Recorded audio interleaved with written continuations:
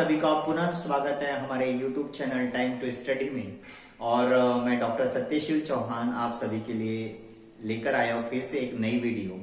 और आज हम लेने जा रहे हैं हिंदी लोक भारती कक्षा 10वीं की आखिरी जो कविता है, आखिरी कविता है कविता 11 और जो शीर्षक है वह है समता की ओर।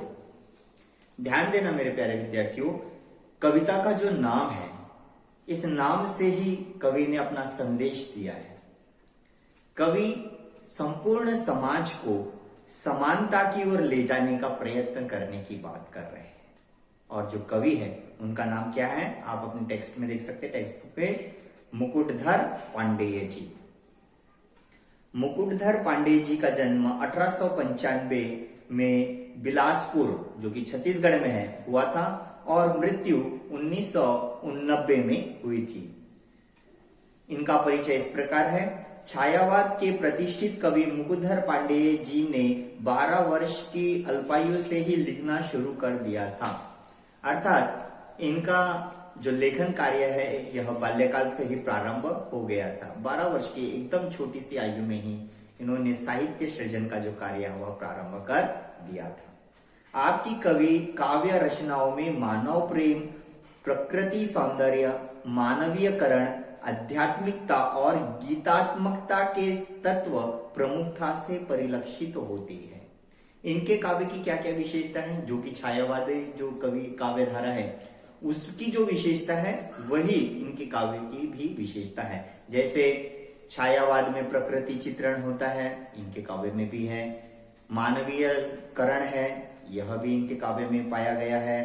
आध्यात्मिकता इनके काव्य की प्रमुख तत्व है और गीतात्मकता यानी काव्य को हम गा भी सकते हैं। तो ये सभी जो लक्षण हैं जो कि छायावाद के काव्य धारा को भी स्पष्ट करते हैं, यहाँ पर उनके साहित्य में दिखाई देते हैं।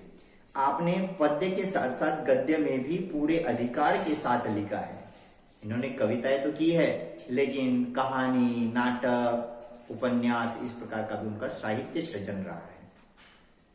आपने पद्य के साथ साथ गद्य में भी पूरे अधिकार के साथ लिखा था। आपने निबंध और आलोचना ग्रंथ भी लिखे हैं, तो इनके कई निबंध और आलोचनाएं यहाँ प्रकाश्य हो चुकी है।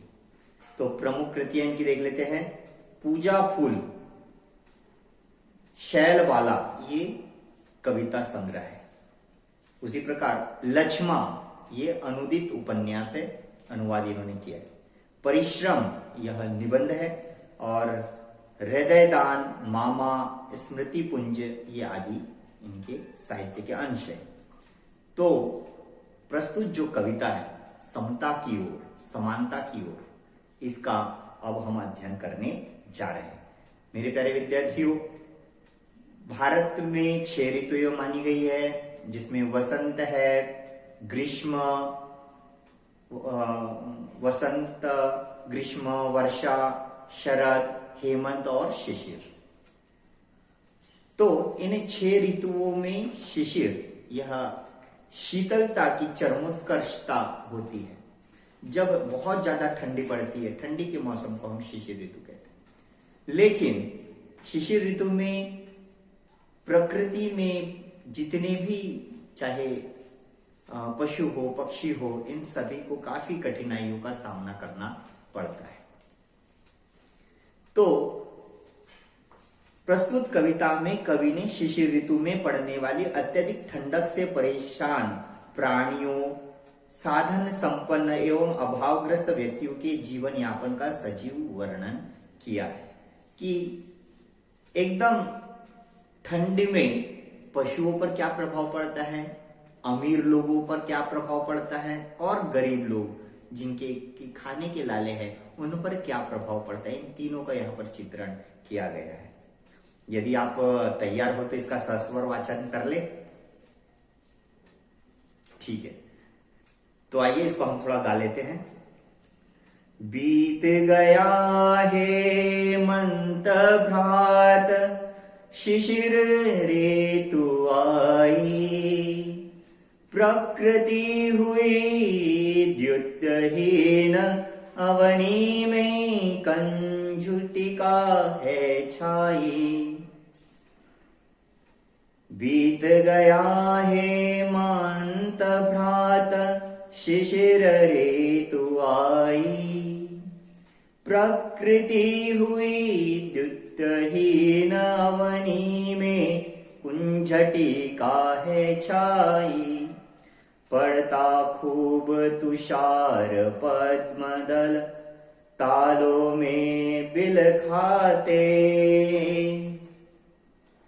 पड़ता खूब तुषार पद्मदल तालों में बिल खाते। अन्यायी नृप के दंडों से यथा लोग दुख पाते। निशा काल में लोग घरों में निज निज जा सोते हैं। बाहर श्वान सयार चिल्ला कर बार बार रोते हैं। अर्धरात्रि को घर से कोई जो आंगन को आता। शून्य गगन मंडल को लख यह मन में है भय पाता। तारे निपट मलिन चंदने पांडुवर्ण है पाया। मानो किसी राज्य पर है राष्ट्रीय कष्ट कुछ आया। धनियों को है मौज रात दिन है उनके पौबारे। दीन दरिद्रों के मत्थे ही पड़े शिशिर दुख सारे। वे खाते हैं हलवा पूड़ी दूध मलाई ताजी। इन्हें नहीं मिल पाती सूखी रोटी और ना भाजी। वे सुख से रंगीन कीमती ओढ़े शाल दुशाले।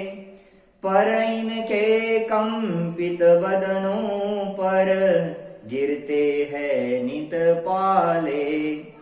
वे है सुख साधन से पूरित सुघर घरों के वासी। इनके टूटे फूटे घर में छाई सदा उदासी। पहले हमें उधर की चिंता थी न कदापि सताती। माता सम थी प्रकृति हमारी पालन करती जाती। हमको भाई का करना उपकार नहीं क्या होगा। भाई पर भाई का कुछ अधिकार नहीं क्या होगा। भाई पर भाई का कुछ अधिकार नहीं क्या होगा। भाई पर भाई का कुछ अधिकार नहीं क्या होगा। तो प्रिय विद्यार्थियों, चलिए आइए अब हम इस कविता को हम समझ जाते हैं। जैसा कि आपको पता है कि हेमंत के बाद, हेमंत ऋतु के बाद शिशिर ऋतु का आगमन होता है।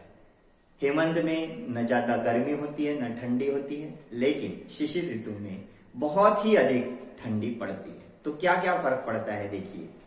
बीत गया हेमंत भ्रात, अर्थात हेमंत ऋतु यह जा चुकी है, बीत चुकी है। भ्रात यानी भाई, यानी ऋतुओं का यह भाई है। हेमंत यह भ्रात जो भाई है, हेमंत भाई है, यह ऋतु चली गई है।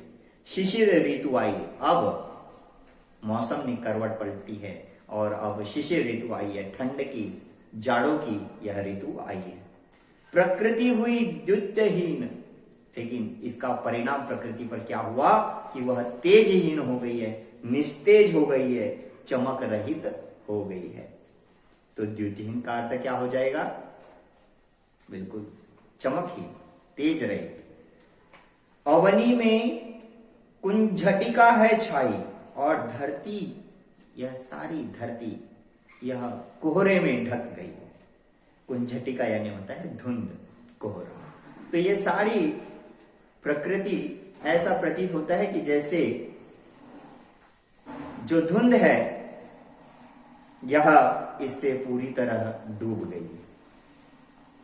पड़ा खूब तुषार पद्मदल तालों में बिल खाते, और इतनी ठंड पड़ी है, बर्फ पड़ी है, ओले पड़े हैं, और जिसके कारण क्या हो गया है, पड़ता खूब तुषार, तुषार यानी बर्फ, पद्मदल तालों में बिल खाते, और हिम वर्षा होने के कारण जलाशयों में जो कमल खिले हैं, पद्मदल यानी कमल, कमल खिले हुए हैं, यह बिलखाते हैं, बहुत ही दुखी है।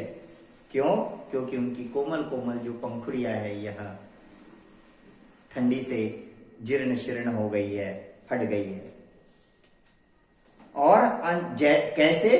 तो अन्यायी नृप के दंडों से यथा लोग दुख पाते, कि जैसे अन्याय करने वाला राजा जब अहंकार में मद होकर अपने साम्राज्य की जनता पर नाना प्रकार के अत्याचार करता है और सारी जनता के चेहरे पर जिस प्रकार दुख झलकता है, ठीक उसी प्रकार अन्यायी नृप के दंडों से, नृप यानी राजा, अन्यायी राजा के कठोर दंड से जैसे सारे लोग दुखी हो जाते हैं, यह कमल पुष्प ठीक वैसे ही हो गए हैं ठंडी के कारण, हिमपात के कारण।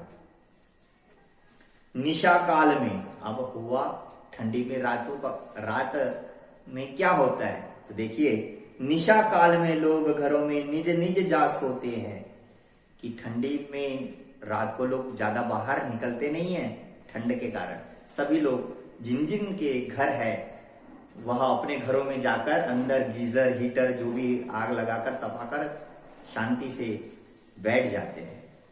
तो निशा काल में लोग घरों में निज निज जा सोते हैं, जिन जिन के घर होते हैं वे लोग अपने घरों के अंदर बंद हो जाते हैं और निद्रा देवी की शरण में होते हैं, वे खूब आराम से सो जाते हैं, ब्लैंकेट ओढ़ेंगे, कंबल ओढ़ेंगे, और जितने भी उनके पास संसाधन है, जिन जिन के पास संसाधन है वो अपने घरों में आराम से चैन से सो जाते हैं। पर सबकी किस्मत वैसी होती है क्या? सभी की किस्मत में घर होता है क्या?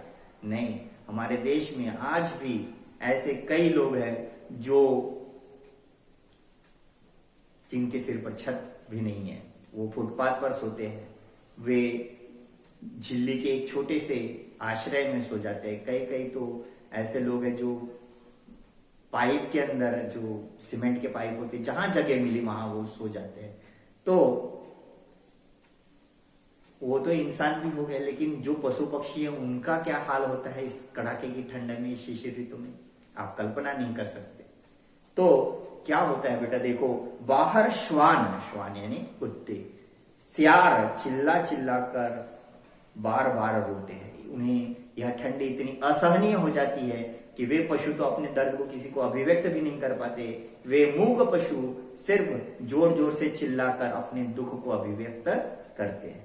तो बाहर श्वान सियार चिल्लाकर बार बार रोते हैं। ये ठंडी इतनी भयानक है कि बाहर जो पशु वर्ग है उन पर तो ऐसा अत्याचार हो रहा है कि जिसकी कोई हद नहीं, और वो जोर जोर से रो रो कर अपने दुख को अभिव्यक्त कर रहे हैं।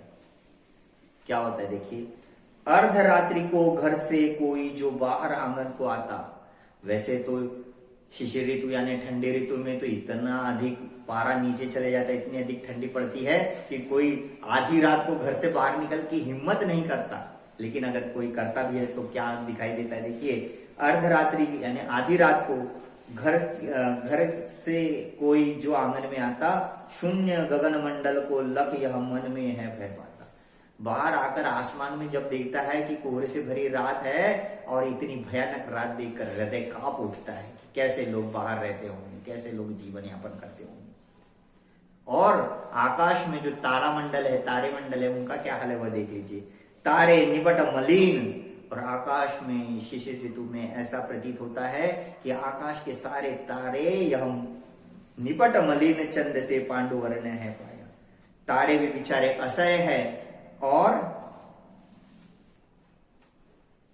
धुंधले प्रतीत होते हैं, उसका इस प्रकार से आवरण होता है कि अर्धरात्रि में यह जो आकाश के तारे हैं यह धुंधले से दिखाई देते हैं और चांद भी यह पीला पड़ जाता है, अर्थात चांद का मुख भी पीला पड़ जाता है। ऐसा प्रतीत होता है कि शिशिर ऋतु ने तारों और चांद को भी नहीं छोड़ा है अपने क्रोध से।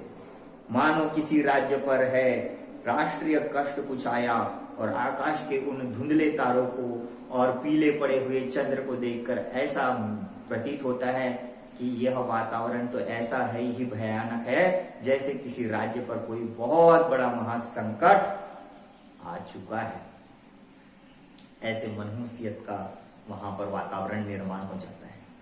अब ठंडी में तो कुछ लोग बड़े आनंद से रहते हैं, घर के अंदर बैठकर बढ़िया चाय पियेंगे, गर्मा गर्म सूप पियेंगे, गरम गरम खाना खाएंगे और ठंडी का मजा लेंगे।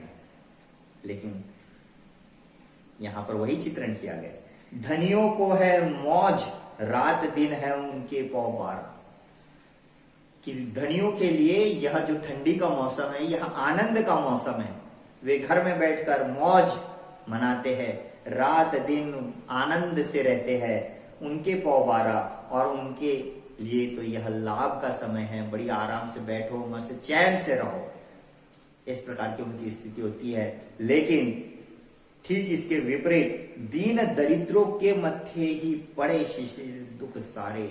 ये ठंडी के मौसम में जितने भी दुख है यह गरीब दीनहीन वर्ग को ही ज्यादा झेलने पड़ते हैं। अमीर लोग तो स्वेटर पहन लेंगे, कोट पहन लेंगे, जैकेट पहन लेंगे, दुशाले ओढ़ लेंगे, ब्लैंकेट ओढ़ लेंगे, ये सब उनके पास संसाधन है। लेकिन समाज का एक ऐसा वर्ग है जिसके पास तो शरीर ढकने के लिए तक के लिए वस्त्र नहीं है।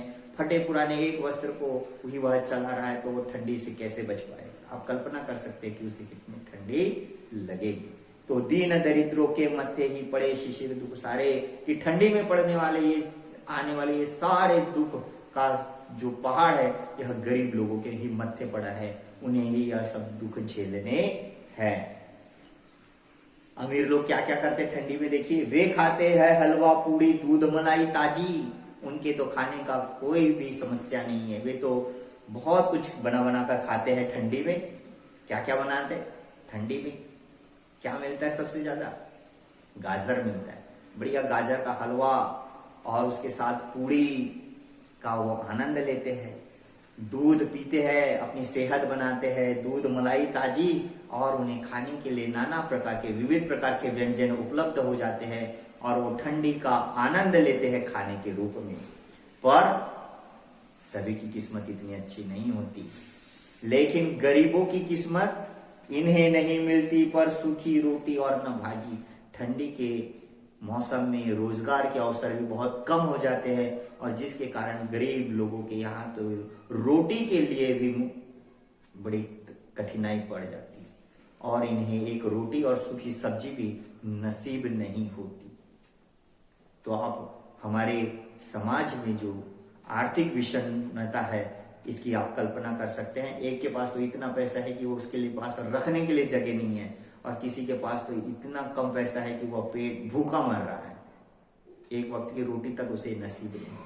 तो वे सुख से रंगीन कीमती ओढ़े शाल दुशाले। ठंडी के इस मौसम में, शिशिर ऋतु के इस मौसम में ओढ़ने के लिए उनके पास, बिछाने के लिए उनके पास बहुत सारे साधन है। वे सुख से रंगीन कीमती ओढ़े शाल दुशाले, वे शाल ओढ़ते हैं, दुशाले ओढ़ते हैं और बड़े सुख चैन से रहते हैं। लेकिन पर इनके कंपित बदनों पर गिरते हैं नितपाल। एक वस्त्र उन्होंने पहना है वो भी थर थर थर थर कांप रहे हैं। ये शिशिर ऋतु तो उन पर और कहर ढाया जा रहा है, लेकिन इस पर भी हिमपात हो रहा है, ठंडी में बर्फ पड़ रही। तो आप कल्पना कर सकते हो कि उन्हें कितनी ठंडी महसूस होती होगी कि उनकी जान भी संकट में पड़ जाती है। वे है सुख साधन से पूरी सुगर घरों के वासी। एक तरफ वे लोग हैं जिनके पास आलीशान बंगले है, घर है, गाड़ी है, सब कुछ है। वे है सुख साधन से पूरी, उनके पास सारे सुख संसाधन से वह परिपूर्ण है, उनके पास किसी बात की कमी नहीं है और बड़े सुंदर घरों में वे रहते हैं, आलीशान से ठाट बाट से रहते हैं। लेकिन कुछ लोगों के घर तो टूटे फूटे घर में छाई सदा उदासी। इनकी टूटी फूटी झोपड़ियां है जहां से हिमपात अंदर आता है, बर्फ भी पड़ती है, ठंडी भी पड़ती है और ऐसे ठिठुरते हुए अपने जीवन यापन करते हैं और काफी उदास, काफी कठिनाइयों में वे जीवन यापन करते हैं। पहले हमें उधर की चिंता नहीं थी, न कदापि सताती। मेरे प्यारे विद्यार्थियों, जब प्रकृति माता ने मनुष्य को जन्म दिया तो कोई भी भेद नहीं था, कोई ऊंचा नहीं, कोई नीचा नहीं, सभी लोग समान थे। लेकिन शोषण का यह दौर चलता गया, कुछ ने कुछ लोगों को गुलाम बना दिया और उन पर अत्याचार किए और खुद साधन संपन्न बनकर दूसरों को के अधिकार को उन्होंने छीन लिया। तो क्या हुआ, पहले हमारे को प्रकृति माता ने समान रूप से बनाया था। पहले हमें उदर की चिंता थी, न कदापि सताती। प्रकृति से ही हमारा उदर पोषण हो जाता था, हमारा पेट भर जाता था, जो भी फल फ्रूट इत्यादि हमारे को मिल जाते थे तो उसी से समान रूप से हमारा पालन पोषण हो जाता था। माता सम थी प्रकृति हमारी पालन करती जाती, और ये प्रकृति माता ही थी जो हमें समान रूप से अपने बच्चों की तरह पाल पोस रही थी। पर यह शोषण का जो वर्ग है यह उभरता गया, मजदूर वर्ग का शोषण होता गया और यह स्थिति आई कि उन्हें 2 वक्त की रोटी भी नसीब नहीं हुई। तो आइए अब उस साधन संपन्न वर्ग से कवि क्या अपेक्षा रखता है कि हमको भाई का करना उपकार नहीं, क्या होगा? क्या जिनके पास साधन है, क्या उनका अपने भाइयों के प्रति कुछ कर्तव्य नहीं है? क्या वे अपने साधन संपदा से कुछ भाग गरीबों को दे नहीं सकते? क्या उनकी वह आर्थिक मदद नहीं कर सकते? क्या उनके पिछड़ेपन को उनसे उभारने के लिए क्या वे उनकी कोई मदद नहीं कर सकते? भाई पर भाई का कुछ अधिकार नहीं, क्या होगा? और वह भी भले ही साधनहीन हो लेकिन वह भी उनके भाई है और उनको आगे लाने का जो दायित्व है यह बड़े भाई का होता है। तो इस प्रकार साधन संपन्न वर्ग को चाहिए कि वह साधनहीन वर्ग की पूरी तरह से मदद करे। तो मेरे प्यारे विद्यार्थियों, समता की ओर, समानता की ओर यह पहला कदम उन साधन संपन्न वर्गों को उठाना चाहिए और अपने सारे भाइयों को आगे बढ़ाने का जो दायित्व है उन्हें निभाना चाहिए। तो मेरे प्यारे विद्यार्थियों, आज हमारी यह जो अंतिम कविता है यह सिलेबस यहाँ पर समाप्त होता है, लेकिन अब हम और जो व्याकरण की वीडियो है, लेखन विभाग है, यह डालने वाले। तो बने रहिए हमारे YouTube channel time to study में। धन्यवाद।